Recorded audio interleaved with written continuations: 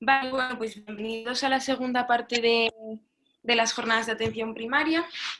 Ahora los ponentes son dos, son Olga María Pérez Gandía, que es médica de familia en un centro de salud de Alcorcón, el centro de salud Dr. Trueta, y luego está Fernando, que es su residente completamente, y es residente de primer año de medicina de familia. Y os van a hablar un poco de la perspectiva así un poco global de medicina de familia, que es la especialidad, las salidas, y vamos a dejar un tiempo luego al final para que quien quiera pues haga preguntas y las vamos leyendo nosotros. Entonces doy paso a Olga, que empiece a hablar ella, y luego habla Fernando. Bueno, buenas tardes y muchas gracias por invitarme a compartir con vosotros mi especialidad y por interesaros por ella. Espero que os sea útil y amena la presentación y si tenéis alguna pregunta luego nos la podéis hacer. ¿Se oye bien? Sí. Bueno.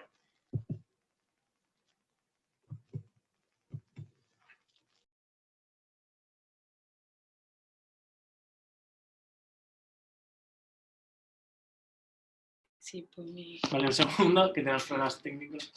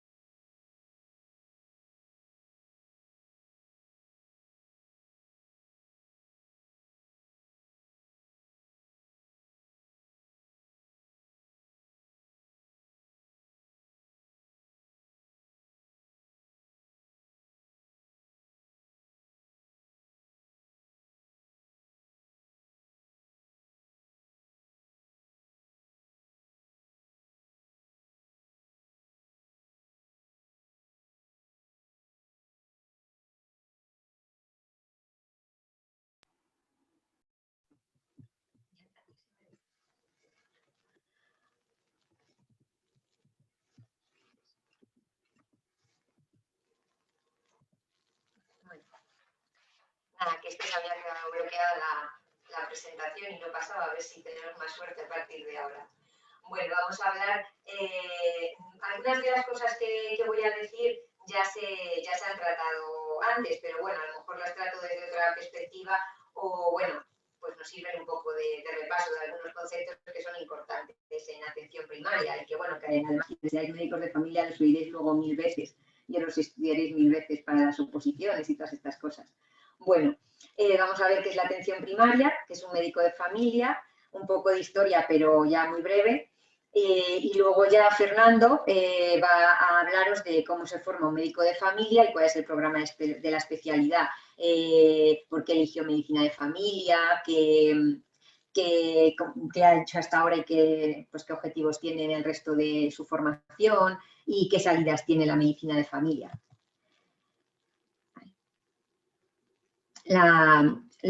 Es que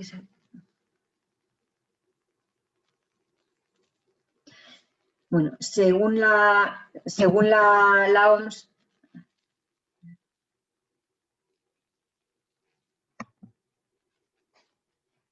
es que se quedan delante de los ponentes se quedan delante de la presentación.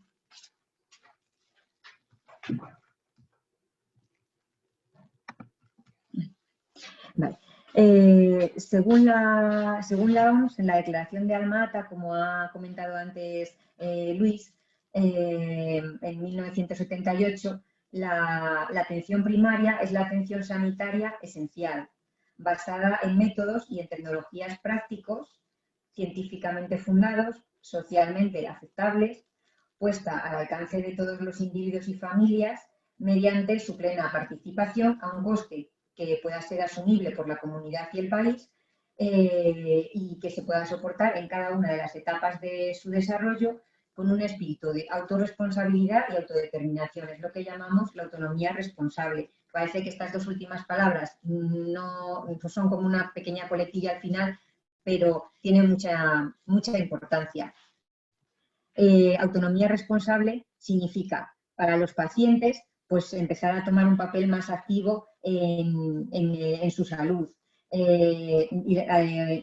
Tener una relación con el médico menos paternalista que antiguamente, más deliberativa, en la que el paciente pues, participe más en la toma de decisiones sobre sus tratamientos. En el caso de los profesionales, más concretamente en el caso de los médicos de familia, significa alejarse un poco de la burocracia, de la automatización y dirigirse a unas formas de organización que den más poder al profesional, que privilegien la creatividad, el trabajo en equipo, el talento, la dedicación, de manera que se favorezca pues, el desarrollo profesional, la carrera profesional. La atención primaria forma parte del Sistema Nacional de Salud, que forma parte central, el núcleo principal, así como del desarrollo social y del desarrollo económico del país. Y representa, como ha dicho antes también Luis, la puerta de entrada al Sistema Nacional de Salud, tanto de los individuos como de las familias y las comunidades, llevando la atención a la salud al lugar donde las personas residen y trabajan. Y se orienta hacia los principales problemas de salud de la comunidad, prestando servicios de promoción de la salud, prevención de la enfermedad, tratamiento y rehabilitación.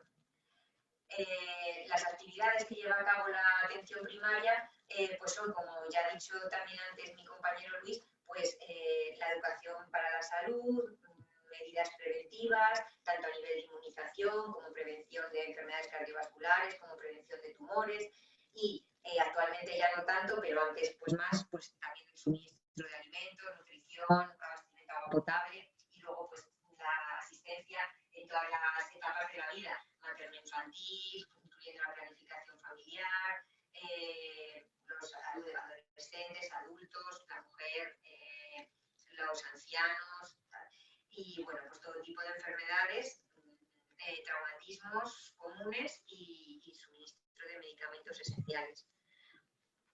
Además de la participación del sector sanitario, entraña la participación de otros sectores, como pueden ser la agricultura, la zootecnia, la alimentación, la industria, la educación, vivienda, obras públicas, comunicación y otros muchos sectores. Y exige también la participación del individuo y de la comunidad, sacando el máximo recurso de los recursos con los que contamos mediante la educación y la capacidad de las comunidades para participar. Como todo, es necesario que progresivamente vayamos mejorando, de ahí el proceso de evaluación al que someten todos los equipos de salud su trabajo, para ver en qué cosas hay que mejorar, en qué cosas, y qué cosas hay que rechazar. Entonces, pues eso, siempre con el objetivo de conseguir una atención sanitaria para todos, universal, dando prioridad a los más necesitados.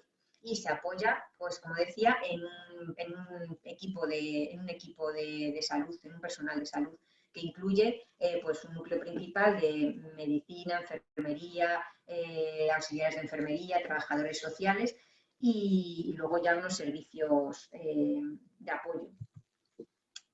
¿Qué cosas atienden en atención primaria? Pues la consulta-demanda, tanto urgente como no urgente, la consulta programada y tanto en el domicilio del enfermo como en el centro de salud. Luego la indicación de pruebas complementarias de interpretación de las mismas y la prescripción tanto de ejercicio como de dietas, de medidas no farmacológicas y de medidas farmacológicas. También actividades en materia de educación para la salud, de prevención, bien sea las vacunas, la prevención de tumores, sobre todo lo que es el cáncer de cervix, de mama, el cáncer de colon, las cosas que existen, técnicas de prevención primaria, pues que verdaderamente se ha visto que son eficaces. Luego, también la atención, la información, la vigilancia de la salud, incluso la rehabilitación y los cuidados paliativos. Luego por grupos de edad, pues ya como he dicho antes, los distintos grupos de edad. Y luego incluso la salud mental y la atención odontológica. Estas dos próximas diapositivas sí que son bastante importantes, que bueno, ya ha hablado de ellas un poco mi compañero Luis antes, pero bueno, vamos a repasarlas un poco porque son como el núcleo central de lo que significa la atención primaria. Debe ser accesible no solamente geográficamente, que tenga uno el centro de salud pues cerca de casa, sino también y que no haya barreras, pues eso, barreras pues como pues que escaleras para acceder a los centros de salud y cosas de estas. Luego también barreras económicas, barreras idiomáticas, cada vez va habiendo menos, pero bueno, pues como él decía también, hay muchas personas que todavía no tienen acceso a una atención sanitaria universal. Luego, es una atención en equipo, es un equipo que trabaja de forma coordinada, no es un equipo jerarquizado, sino que es un equipo en el que cada uno tiene su función y todas las funciones son igual de importantes y todos pues colaboran en un fin común. Y nada, es un equipo que trabaja por programas que son planificados por el equipo, ejecutados por el equipo y evaluados por el equipo, de manera que se puedan seleccionar las acciones que son efectivas y eliminar las que no lo son. Y coordinándonos siempre también con el nivel hospitalario. Hay tanto médicos como enfermeros que se encargan de la coordinación entre la atención primaria y la atención hospitalaria. Es una atención integral, que significa biopsicosocial, que considera al hombre como un todo. Y no solamente se preocupa de sus enfermedades físicas, sino también de las psíquicas y de los problemas sociales. Para eso el trabajador social que actúa en coordinación con nosotros, vamos, a diario. Y es una atención integrada. Tiene una alta capacidad resolutiva, como también hemos oído otras veces. Resolvemos con un 90-95% de los problemas de salud de la población atendida.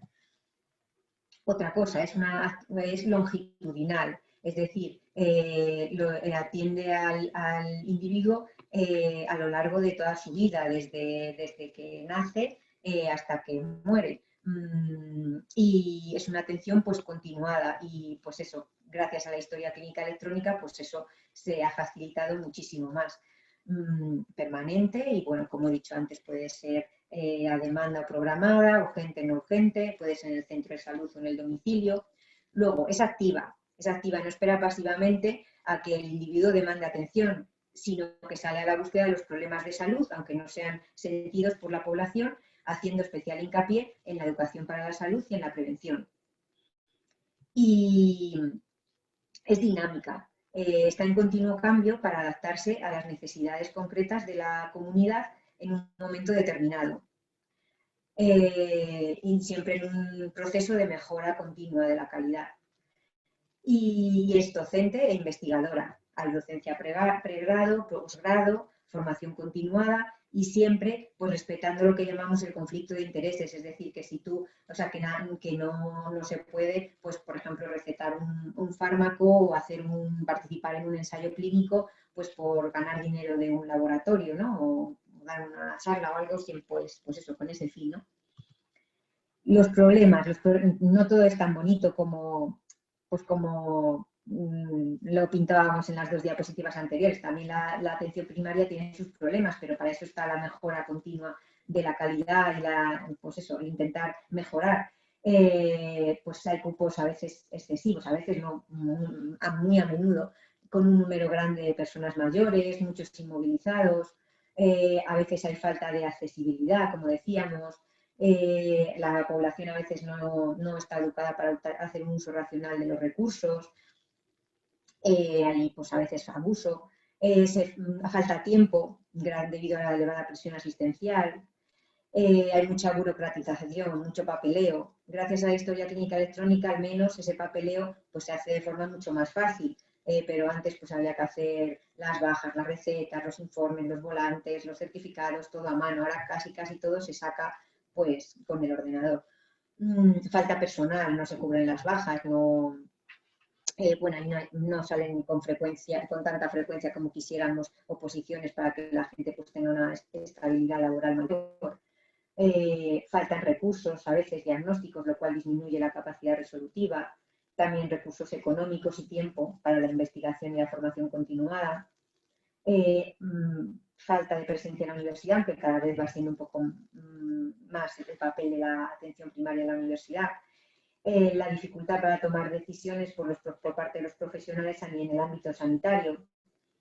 Muchas decisiones nos vienen dadas ya de arriba y sin tener un poco en cuenta nuestra opinión. Y pues eso, muchos protocolos, la cartera de servicios, auditorías, y se basan a veces los incentivos en estas cosas más que en la práctica clínica de calidad. Y bueno, y la atención comunitaria, de la que luego hablará también Fernando, la dificultad que hay para cumplirla. Bueno, ¿qué es un médico de familia? Pues es un médico que es especialista en atención primaria, con una formación posgrado en medicina familiar y comunitaria, que presta cuidados integrales de salud al individuo, la familia y la comunidad, abarcando problemas físicos, psíquicos, familiares y sociales. Trabaja formando parte de un equipo de atención primaria en el que, como decía, cada uno cumple su labor, no es un equipo jerarquizado, y el núcleo básico de este equipo lo forman los médicos de familia, los pediatras de atención primaria, enfermeros, auxiliares de enfermería, el trabajador social, el personal administrativo y celador, y son elementos de apoyo la matrona, farmacéutico y odontólogo de atención primaria, fisioterapeuta, salud mental de atención primaria y el técnico de salud. Y trabaja en un centro de salud que atiende a la población de una zona básica de salud que comprende unos 5.000, 25.000 habitantes. Es decir, cada médico y enfermero atiende a una población de unos 1.500, 2.000 habitantes, que varios centros de salud forman este centro de salud abarca a la población de una zona básica de salud de unos 5.000 a 25.000 habitantes, y varios centros de salud forman una dirección asistencial, que es lo que antes eran las áreas. Por ejemplo, pues nosotros estamos en el Hospital de Fuenlabrada, el de Móstoles, el de Alcorcón. Bueno, esos son los que están en la dirección asistencial oeste. Bueno, brevemente un poco de historia, porque esto más o menos pues, ya se ha hablado antes. La especialidad de medicina familiar y comunitaria se creó en 1978 en la Conferencia Internacional de Alma-Ata. También en el examen MIR del 79 se convocaron por primera vez plazas de esta especialidad, que es la única vía para formarse en esta especialidad. Los primeros residentes no lo tuvieron fácil porque ni había centros de salud preparados para la formación, ni tutores disponibles, ni unidades docentes. O sea que ya hemos avanzado bastante. Estas unidades docentes aparecieron ya en 1994. En 1985 se aprobó el primer programa docente, el actual se aprobó en 2005, y el programa, del que luego hablará Fernando, pues desarrolla 5 áreas competenciales que simplemente voy a nombrar: las áreas esenciales y las que se relacionan con la atención al individuo, a la familia, a la comunidad, y las que se relacionan con la formación continuada y con la investigación. Ahora se habla más de competencias. Y en el 1997 empezó a utilizarse el libro del residente de Medicina Familiar y Comunitaria como una parte del sistema de evaluación del residente, junto con otras de las que también hablará luego Fernando al hablar en concreto de la especialidad. Y poco a poco pues, la especialidad va siendo conocida en la universidad y los alumnos de medicina van rotando por los centros de salud. Bueno, pues ahora yo creo que ya va a intervenir Fernando, el residente, que os va a contar cómo se forma un médico de familia. ¿No? Doy el paso a Fernando. Hola, ¿se me oye? Sí, sí. ¿Y se me ve? A ver. Sí, sí. Tú me dices cuándo paso. Ah, vale, sí. A ver. Vale, esperaros. Muy bien. Bueno, pues hola a todos y todas. Y para mí un placer estar aquí. Es la primera vez que doy una charla así en la universidad, desde fuera de la universidad, que parece que os queda lejos, pero ya lo tenéis casi encima. Entonces, bueno, yo os voy a hablar un poco de de la especialidad de cómo se forma un residente de medicina de familia. Y antes de eso sí que os quería comentar un poco mi experiencia de por qué elegí la especialidad de medicina de familia y bueno, pues porque estoy en Madrid. Yo me estudié en Málaga, en la Universidad de Málaga.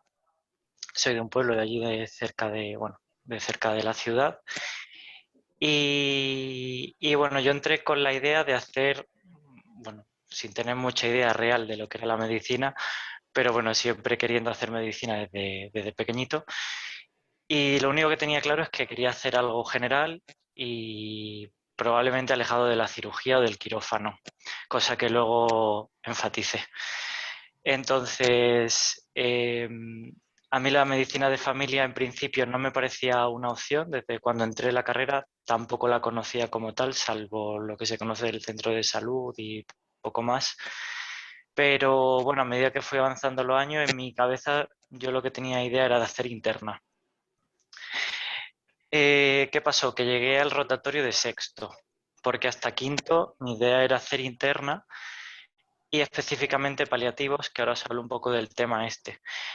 Pero llegué a sexto y roté por medicina de familia, por la rotación de medicina de familia y también por la rotación de pediatría, que rotábamos por primaria.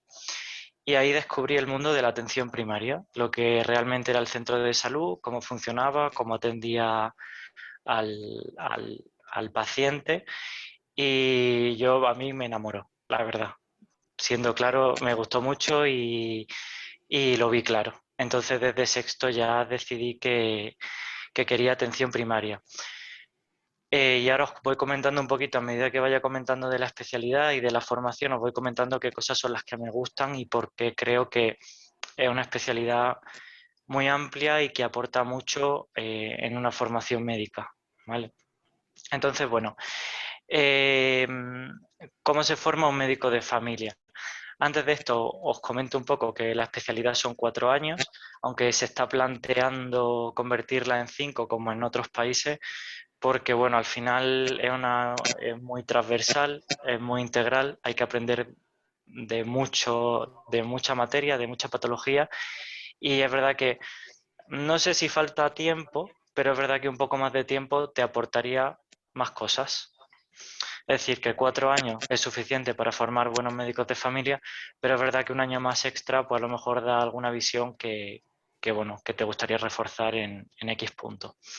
Entonces, la persona, bueno, o los responsables de nuestra formación como médicos de familia son las unidades docentes, no es un hospital en específico. Cada hospital tiene su unidad docente per se, pero familia tiene una unidad docente fuera del hospital. Y la unidad docente va por áreas sanitarias. En Madrid suelen ser norte, oeste, sur, este y la centro. Entonces mi unidad docente es la oeste porque yo me estoy formando en Alcorcón, que también recoge Móstoles y Fuenlabrada. Y esa unidad docente es la que se hace responsable que yo me forme y acabe siendo un médico de familia y adquiera las competencias como médico de familia. Pasa, Olga. Si bien cuando eliges la especialidad, o sea, el día de la elección de plaza, yo tuve que elegir que quería hacer medicina de familia en el Hospital de Alcorcón, unidad docente oeste. Esto no siempre es así. En Madrid sí que eliges el hospital y entonces más tarde eliges un centro de salud asociado a ese hospital, pero no siempre es así.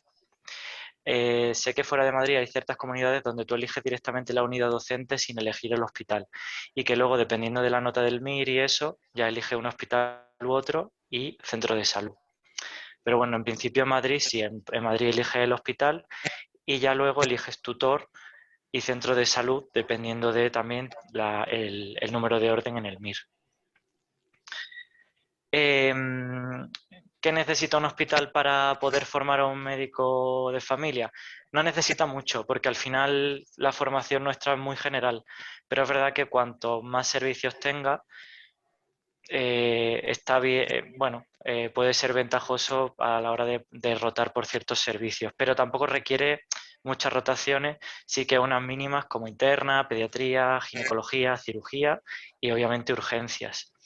Hay un tutor hospitalario, que es la persona que, digamos, que se encarga un poco de que, bueno, pues tu contacto con la persona del hospital, pero hay que saber que el tutor del médico de familia es un tutor en el centro de salud y que la formación principal del médico de familia se realiza en el centro de salud, aunque rotamos por otros sitios. De hecho, en los centros de salud en cuarto año estamos todo el año y luego a lo largo de los otros 3 años también se pasa por el centro de salud. Pues hay meses que estás en el centro de salud y otros meses que estás en el hospital. Bueno, no lo he dicho, pero cualquier pregunta que tengáis o lo que sea, incluso si me queréis interrumpir, totalmente libres de abrir el micro y comentar. Pasa Olga, por favor. Vale, entonces, el programa de la especialidad. A ver, se supone que tú cuando empiezas cualquier residencia, independientemente de que sea familia o la que sea, tienes que acabar teniendo ciertas competencias, pues obviamente que te certifiquen como especialista en esa especialidad. Entonces, en nuestro caso, en medicina de familia, tenemos las competencias esenciales que son bastante transversales en cualquier especialidad, específicamente en medicina de familia, comunicación, pues es muy importante, muy, muy importante, porque al final uno de los puntos fuertes yo creo que de esta especialidad es la parte humana. Es decir, al final la relación médico-paciente que se genera dentro de la especialidad puede ser un poco distinta a la que se genera en otras, porque la atención es muy continuada. Es un paciente que ves muchas veces, que puedes ver tantas veces como tú quieras porque lo puedes ir citando, y al final esa relación se hace fuerte y el paciente empieza a confiar en ti en mayor medida y terminas siendo su médico o su médico de cabecera y te trata como tal. De hecho, a mí me pasa que yo hablo con pacientes de Olga, que son los pacientes con los que yo hablo, porque soy su residente y llevo a sus pacientes, y siempre que hablo con algunos, siempre la primera pregunta es, ¿no está mi doctora? Pues efectivamente al final se genera ese tipo de relación y ese tipo de confianza con tu médico, que cuando te encuentras que no te está atendiendo tu médico, dices, uy, no era lo que yo me esperaba, ¿no? Entonces, bueno, para que veáis que la relación y la comunicación que se genera en esta especialidad, pues es importante. Razonamiento clínico, obviamente, porque al final hay que tratar a los pacientes de forma correcta y de forma clínica. Y bueno, pues al final, obviamente, esa competencia hay que tenerla. Gestión de la atención, tanto de los recursos como del tiempo de consulta, como de un montón de cosas. Específicamente en primaria tenemos que jugar mucho con los tiempos. Entonces, si a un paciente ves, o sea, si te falta tiempo, pues hay que recortar. Y hay que saber gestionar una consulta de primaria que es bastante cargada. Y bueno, bioética, porque siempre hay que tomar decisiones en relación a la ética y decisiones que no están en los manuales ni en los protocolos, sino que van a depender un poco de la situación específica, ¿no? Luego, obviamente, la competencia en relación a la atención individual, hay que saber atender al individuo como tal, a una persona que viene y te dice, oye, me duele la cabeza. Pero no solamente eso, también hay que saber atender a la familia. Uno de los puntos que a mí me gusta mucho de la especialidad es que a ti, para atender al individuo, estás obligado a entender el contexto del individuo. Es decir, bueno, no estás obligado porque en el hospital se atiende mucho al individuo sin saber el contexto, pero esta especialidad te da el beneficio de que puedes saber dónde se crió, con quién se crió, quiénes son sus padres, quiénes son sus hijos, qué situación familiar tienen, qué situación económica tienen, problemas familiares, bueno, un montón de aspectos que afectan a la salud del individuo y que el beneficio de conocerlo es que luego puedes tratar al paciente de una forma muchísimo más específica que bueno, imaginaos, por poneros un ejemplo, si viene un paciente y os dice que le duele la cabeza y no sabéis más de ahí, bueno, pues empezáis a pensar, bueno, pues será una migraña, hay que pensar pues cefalea tensional, pero luego tú por cuestiones sabes que es que este paciente, que vamos a poner que se llama María, que tiene 70 años, que es pilar fundamental de su familia, que lleva para adelante la casa, la compra, que cuida de su familia, de sus hijos, y bueno, que tiene una situación y una forma de vida que es un paciente bastante tipo. Entonces, pues, a ver, obviamente hay que descartar organicidad, pero la situación estresante de la paciente que ya conocías de antes te ayuda a pensar que a lo mejor su dolor de cabeza no se deba a que tenga un tumor, sino a que esté un poco estresada, ¿no? Entonces, bueno, pues al final hay que conocer a la familia y ese conocimiento de la familia te da ventaja a la hora de tratar al individuo. Y luego, obviamente, esa persona, además de criarse en una familia o de de convivir con una familia, también convive con una comunidad, que es el segundo apellido de nuestra especialidad, medicina familiar y comunitaria. La comunidad, el barrio donde vive esa persona, tiene mucho impacto en su salud, no solamente, bueno, empezando por el nivel socioeconómico del barrio, como por dónde compra el pescado esta persona. ¿Hay tiendas, hay verdulería en su barrio o tiene que ir al Mercadona a comprar? Porque todas estas cosas afectan a los estilos de vida y al medio ambiente del individuo. Y bueno, no sé si habréis estudiado, que yo supongo que sí, pero sabéis que el medio ambiente y los estilos de vida es el porcentaje de lo que más impacta en la salud de un individuo. Entonces, al final, el médico de familia también tiene que saber trabajar como en la comunidad. Estamos detectando en nuestro barrio que hay mucho fumador. Oye, pues que a lo mejor nos tenemos que plantear un programa de deshabituación del tabaco. O vamos a ir a este colegio a dar una charla sobre educación sexual. Entonces, son distintas medidas y actividades de promoción de la salud, de educación de la salud, que no se ven en otra especialidad o se ven pero mucho más reducidos y que tiene mucha importancia en medicina de familia. Si bien la atención a la comunidad es una cosa que poco a poco va creciendo, pero hasta ahora ha estado bastante en la sombra y ya obviamente, bueno, con la etapa COVID no se está haciendo, pero poco a poco se va implementando y yo creo que va a ser un poco el futuro de la especialidad por temas de prevención y bueno, que es importante. Y luego competencia en relación a la formación continuada y a la investigación, porque bueno, no es obligatorio, pero dentro de la propia formación te enseñan a cómo formarte, a si tienes una duda, dónde buscarla y a que si tienes una duda de investigación, cómo llevarla a cabo, que es interesante porque al final, aunque parezca que no, van surgiendo dudas o en la práctica clínica habitual surgen muchas dudas que, que necesitas, es decir, el médico de familia al final trabaja con mucha información y no siempre te va a acordar pues bueno, no te va a acordar de toda la patología o de cómo se trata todo. Entonces es muy importante que sepas buscar esa información, que sepas de dónde sacarla y que en un momento dado, si te aparece una duda de investigación porque esa información que quieres buscar no encuentras, pues que sepas llevar a cabo un ensayo clínico o por lo menos proponerlo, ¿no? Entonces, obviamente, dentro de nuestra formación también hay competencias en cuanto a investigación y en cuanto a desarrollo de proyectos y desarrollo de proyectos de investigación. Pasa, Olga, por favor.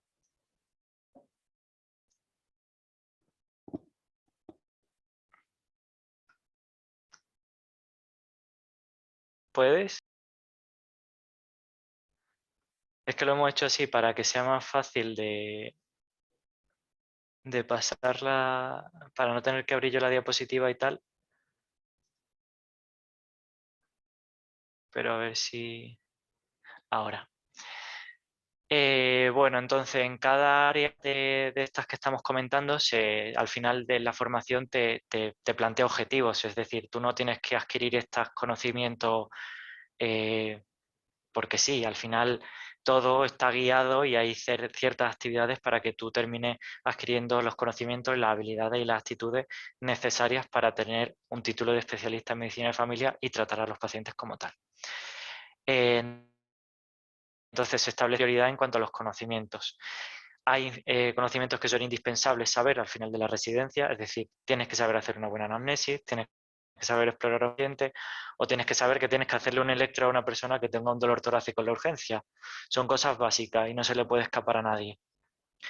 Luego hay conocimiento importante, es decir, al final hay ciertas competencias que puede que adquieras o puede que no, pero son importantes que tenerlas. Por ejemplo, si tu centro de salud dispone de un ecógrafo, nadie te va a exigir al final de la residencia que tú sepas hacer ecografía, pero es un valor añadido a tu práctica clínica habitual. ¿Vale? Entonces, bueno, pues es importante. Y luego otras no prioritarias. Eso ya depende un poco de cada uno. Por ejemplo, es que a mí me gusta mucho la ecografía y además de hacer típico curso de ecografía básico, quiero dedicarme a la ecografía de osteomuscular porque me gusta muchísimo esto, entonces voy a hacer mucho esto. O, por ejemplo, a mí me gusta mucho... ¿Se me escucha? Ahora creo que sí. A mí me gusta mucho ir a congresos. Pues bueno, voy a hacer muchas publicaciones. No es prioritario, no es súper importante, pero da valor a la práctica y a tu formación como médico de familia. Siguiente. Y bueno, otra de las cosas que en cada área también un poco hay que aprender es el nivel de responsabilidad del médico de familia. Una de las cosas importantes y al final objetivos de esta, bueno, una de las cosas que hace el médico de familia, ¿no? Entonces, y uno de los aprendizajes y las competencias que tenemos que tener es qué casos trato yo, qué casos consulto con el hospital y qué casos derivo al hospital. Al final la medicina de familia hace un filtro del 90% de los casos, es decir, el 80-90% de la patología se puede resolver en un centro de salud y hay que tener las competencias en cuanto a eso.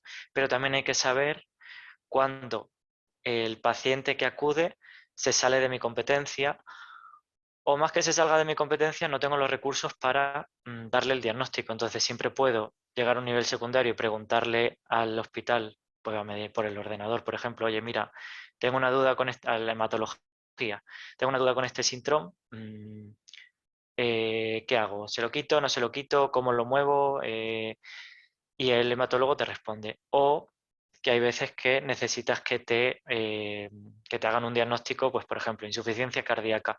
Para diagnosticar una insuficiencia cardíaca hace falta hacerle una ecocardio. Pues que yo no puedo hacer una ecocardio en el centro de salud ni puedo pedirlo.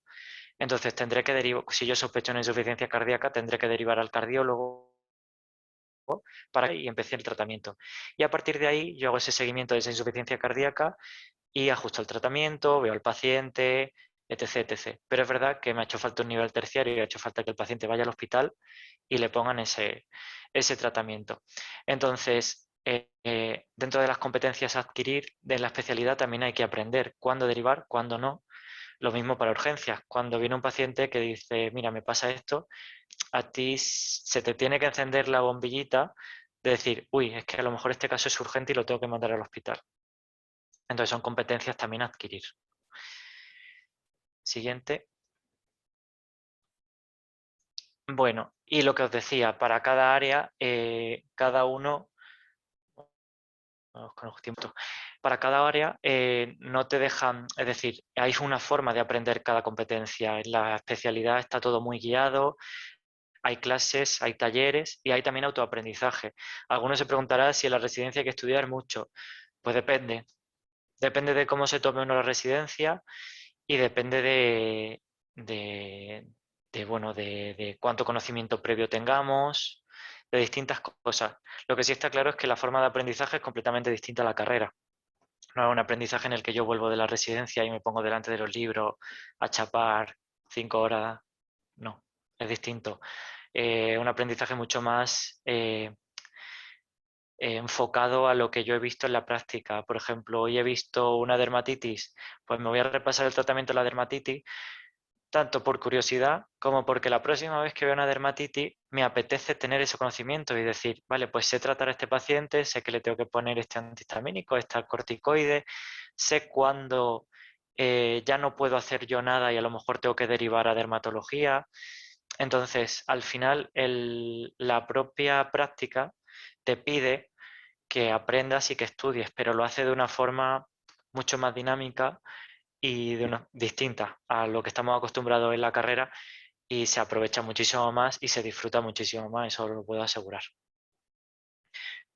Pluripotencialidad, bueno, pues porque el programa no solamente se dirige a la formación en el centro de salud, y aquí hablo un poquito de las salidas. las principales salidas que tiene la medicina de familia, o sea, a mí me gustó mucho también desde el primer momento porque es muy versátil. Es decir, medicina de familia llega hasta donde tú quieres que llegue, tanto dentro del centro de salud como en las distintas salidas. Puedes ser urgenciólogo, puedes trabajar en una mutua, puedes dedicarte a cuidados paliativos, puedes dedicarte al SUMA, puedes abrir una clínica privada de medicina de familia, dedicarte al centro de salud, pero incluso dentro del centro de salud, por ejemplo, hay distintas cosas que hacer. Puedes hacer ecografía, puedes hacer cirugía menor, dedicarte un poquito más a la dermatología. Entonces, es muy versátil, toca muchos campos y cada uno puede dedicarse, dentro de que tienes que establecer cierta base en todas las competencias, como ya hemos dicho, cada uno puede tender hacia un sitio u a otro. Yo, por ejemplo, a mí me gusta acabar haciendo paliativos. Entonces, además del centro de salud, me gustan mucho los paliativos. Pues yo buscaré la forma, dentro de la formación, de rotar más tiempo por paliativo, de hacer cursos en este tema, para que cuando acabe mi formación yo sea médico de familia, pueda trabajar en un centro de salud, pero además ya tenga una formación extra en cuidados paliativos y pueda dedicarme a ello. Pues lo mismo con urgencias y lo mismo con el SUMA. Es decir, al final es una especialidad muy versátil que te permite acceder a muchos sitios y no te cierra puertas, al final te las abre.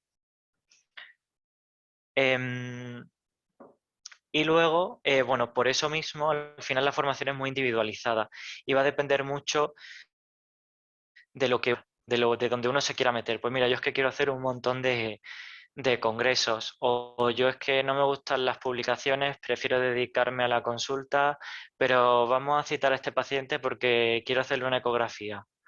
Que a lo mejor tu tutor lo habría mandado al hospital porque él no está acostumbrado a hacer ecografías, pero te dice, ah, perfecto, así practicamos todo.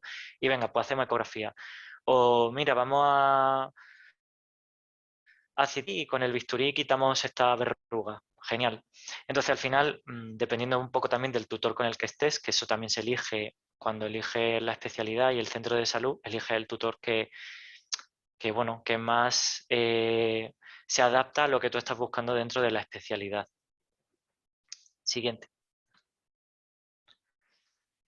Lo que decía, al final una relación continua residente-tutor. La relación con el tutor es muy cercana y siempre te va a dirigir mucho a través de toda la formación. La formación teórica al final se va adquiriendo por cursos, seminarios, que te los pone la unidad docente. Y obviamente pues la formación práctica es imprescindible y poco a poco bueno, empiezas con menos responsabilidad y poco a poco vas siendo más autónomo y vas perdiendo supervisión y vas ganando responsabilidad. Pero todo de una forma que ya está muy estudiada y con muchísima seguridad. Es decir, los pasos que das los das con seguridad. Y si tú no te atreves a dar un alta o no te atreves a tal, siempre va a haber una persona por encima que te va a decir tranquilo, lo hacemos así, o tranquilo, ¿qué tal? ¿Vale? Entonces, bueno, pues al final es una formación práctica muy rica porque te acompaña mucho en el aprendizaje y se adapta mucho a cómo avanzas tú. Siguiente. Bueno, al final hay que aprender un poco de todo, desde anamnesis, exploración, a hacer correcta petición de pruebas, tomar decisiones de forma correcta dentro de la clínica, saber utilizar todo el sistema de registro de historia clínica, hacer informes, certificados, en nuestro caso bajas, en papel o no, dependiendo de si la persona tiene receta electrónica o no. Al final, bueno, pues hay que adquirir distintas competencias en muchas especialidades y en muchas patologías. Siguiente. Obviamente hacer publicaciones, bueno, más que publicaciones, sesiones clínicas, que al principio asustan, pero luego se ve que es algo a la formación y al final el hecho de ponerte y decir, bueno, voy a hacer una sesión clínica sobre dermatosis.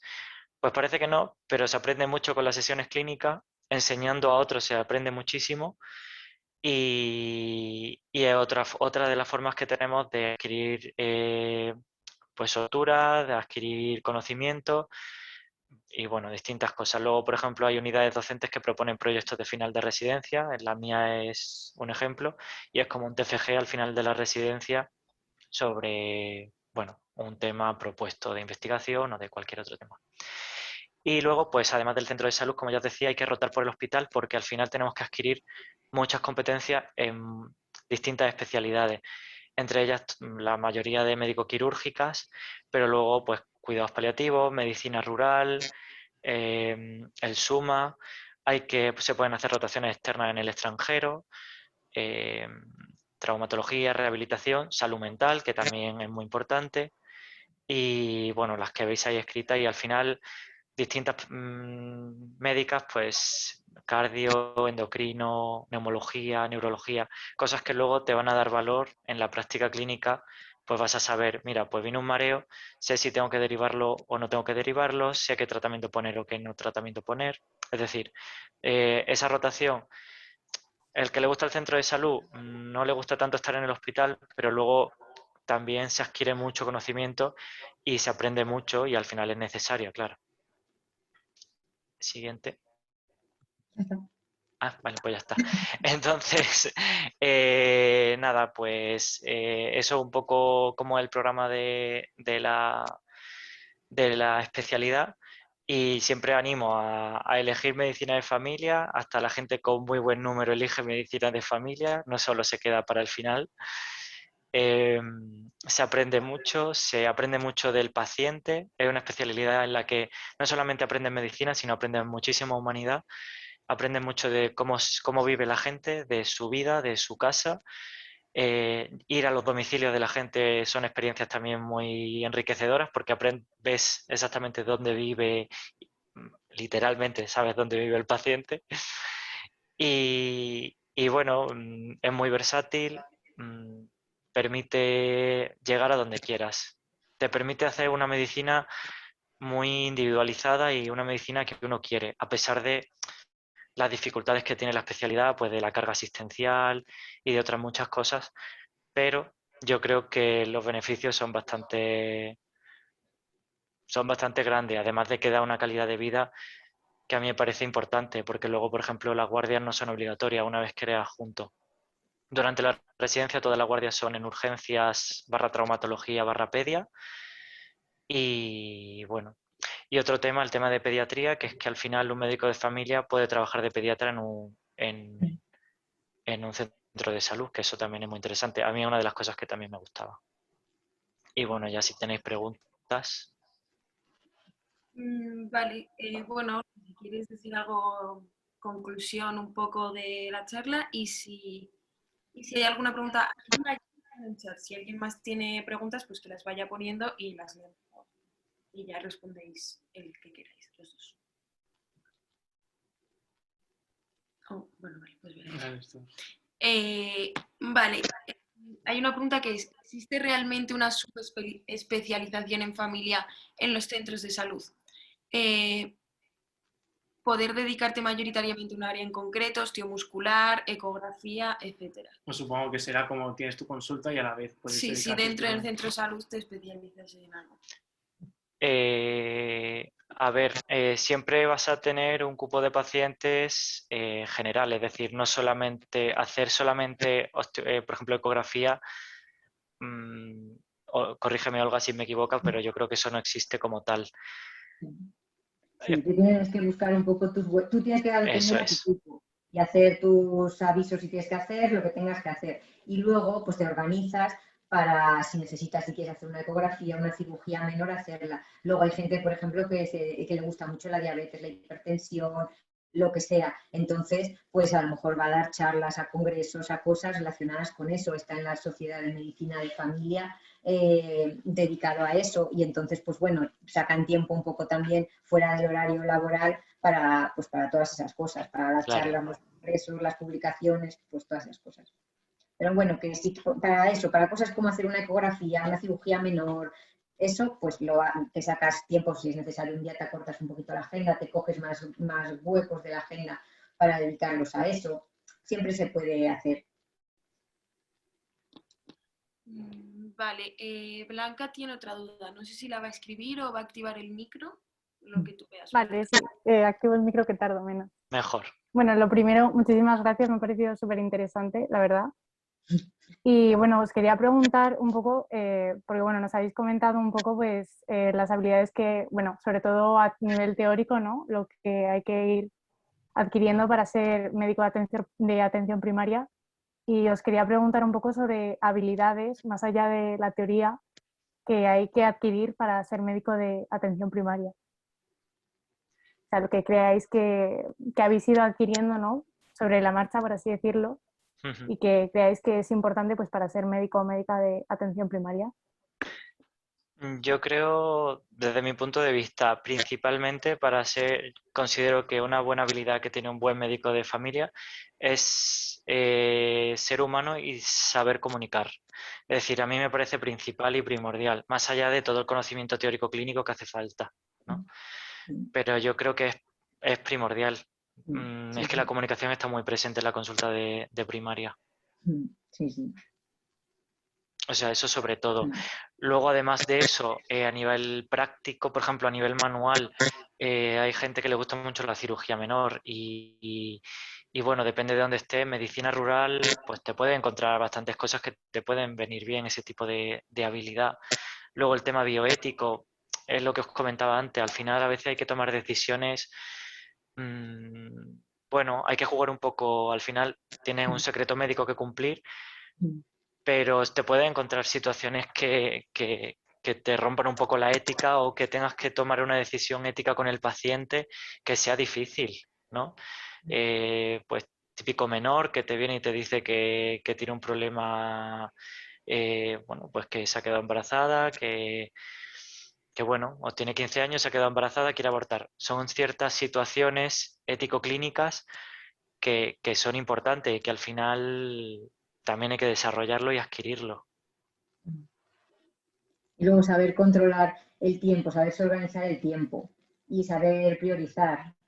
Eso es muy importante. Y saber pues utilizar bien los recursos, tanto a nivel de pruebas complementarias como de tratamientos. Saber utilizar pues los que son más, pues eso, de eficacia más probada, pues teniendo un poco en cuenta también las indicaciones del servicio de farmacia, de las publicaciones, de los ensayos. O sea, no ir a lo primero que te han presentado, sino saber un poquito qué experiencia hay en cada cosa. Es muy importante eso, lo de saber utilizar bien los recursos, tanto el tiempo como las pruebas y los tratamientos. Yo quería preguntar también sobre el tema de las técnicas, que a lo mejor es una parte menos conocida de atención primaria, aparte de cirugía menor y ecografía, que más hay, y si es muy dependiente del centro de salud, de los recursos que tenga para comprar máquinas, supongo, o eso ya es dependiendo de cada médico. Un poco mezcla. Es decir, al final, bueno, además de la ecografía, infiltraciones, que eso también se hace en muchos centros de salud y ahorra bastante tiempo. Luego, por ejemplo, está muy de moda últimamente el tema de la dermatoscopia, de que el médico tenga en la consulta, que no se está, o sea, yo creo que poco a poco, en algún momento en el futuro, habrá un dermatoscopio en todas las consultas y la derma está cogiendo también bastante papel en ese sentido. Entonces, bueno, al final no son muchísimas las técnicas, pero poco a poco, pues por ejemplo, antes que hubiese ecógrafo en todos los centros de salud era una locura y ahora es que es la normalidad. Me acuerdo en mi rotación que había una máquina de crioterapia en nuestros centros. También. Sí, también crioterapia. La crioterapia. Claro. Que tenga recursos o más para poder... Sí, va a depender efectivamente del centro de salud. De todas formas, siempre se puede solicitar y al final hay cierto tipo de material que lo tienen todos los centros de salud y si no lo tiene se puede solicitar. Sobre todo en cuanto a formación de residente, al final los centros de salud que acogen residentes son centros de salud medianos, grandes, que tienen recursos y que tienen suficientes médicos como para que le hayan abierto una plaza de residencia, entonces suelen tener todo este material. Vale.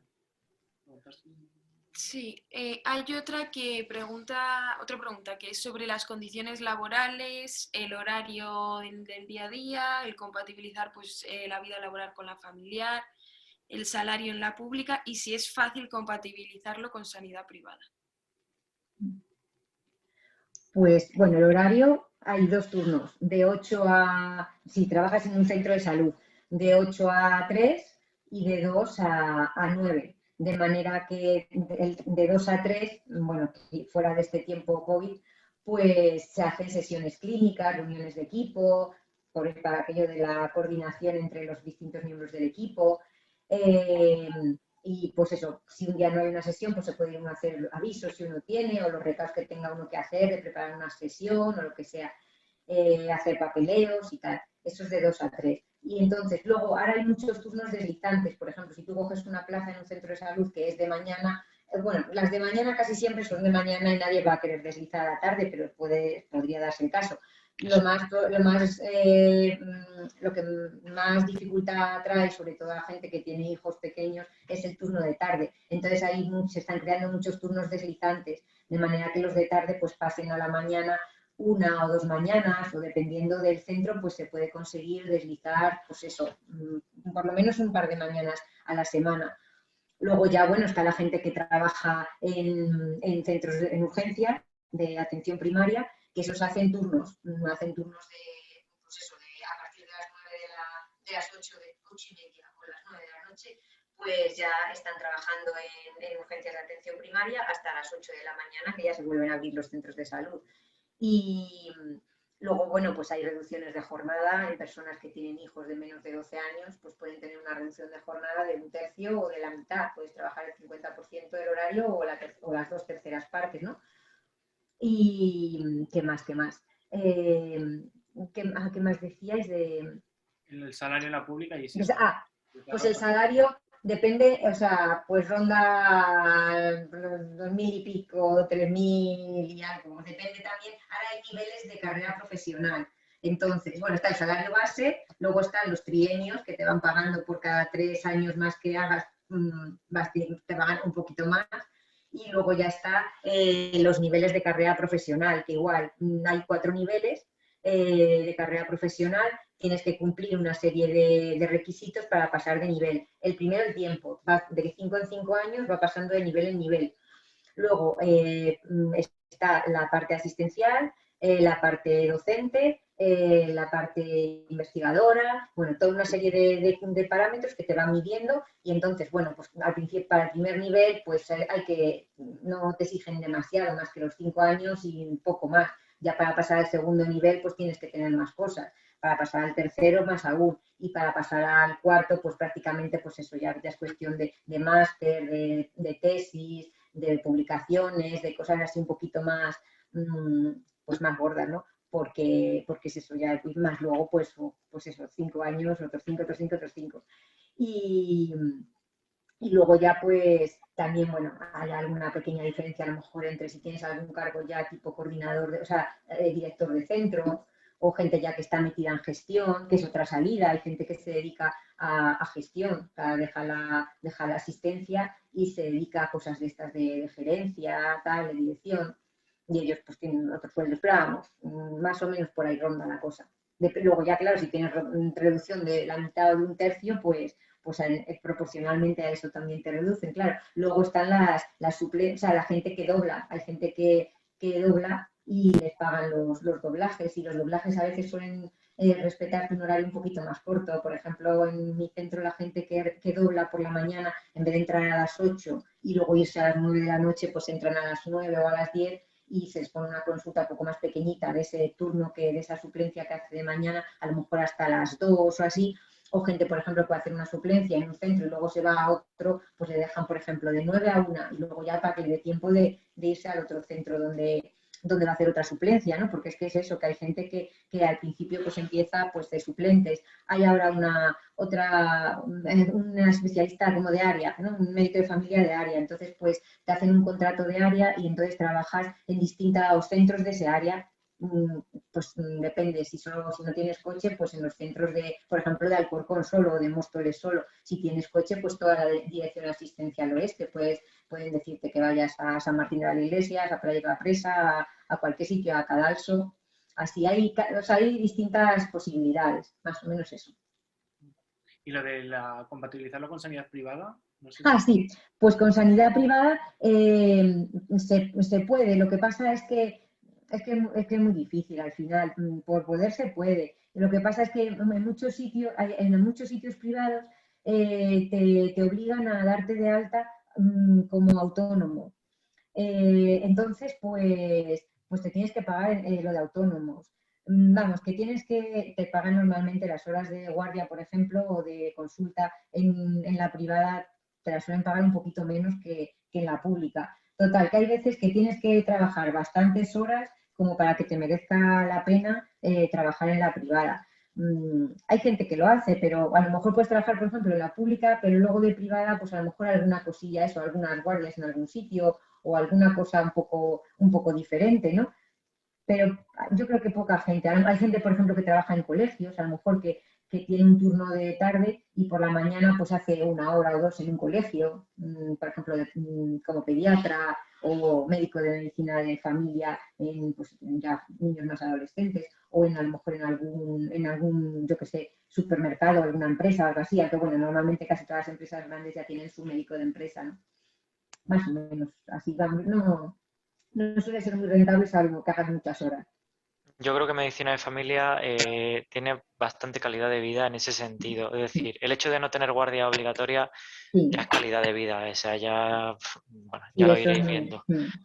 Pero se nota mucho que al final ayuda mucho a la conciliación familiar, a un montón de cosas. Que al final, aunque sea junto de una hospitalaria, en el momento en el que tienes 2, 3, 4 guardias al mes, trastoca mucho cualquier rutina. Entonces, bueno, en ese sentido yo creo que es una ventaja. Sí. El tiempo que estás ahí es intenso, pero luego ya, pues te vas a Eso, casa y y descansas. sí. Luego, Vale, pues a veces tienes que repasar cosas y tal, pero bueno, no es lo mismo. y queda la última, que es si hay posibilidad de trabajar en cooperación internacional. Sí, vamos, yo no, tampoco es un montón de eso, pero yo cuando acabé de residente entre las salidas, pues vinieron los de Médicos Sin Fronteras y nos hablaron de la salida esa, de los médicos de familia. Y sí que se puede, claro. Es que al Estudiar. final el médico de familia es lo que os decía, que es un médico muy versátil.